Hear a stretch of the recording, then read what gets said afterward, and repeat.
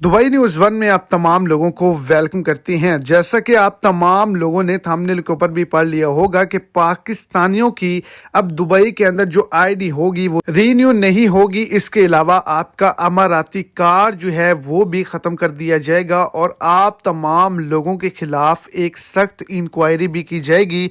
ऐसी कौन सी वजूहात हैं जिसकी वजह से ये मैं कह रहा हूँ, अगर आप भी दुबई से अपने मुल्क दिरहम बेचते हैं तो ये वीडियो आप तमाम लोगों के लिए बहुत ही ज़्यादा इंपॉर्टेंट है। इसी हवाले से आगे चल के मुकम्मल जो डिटेल्स हैं वो आपको इसी शॉर्ट सी वीडियो के अंदर मिल जाएंगी।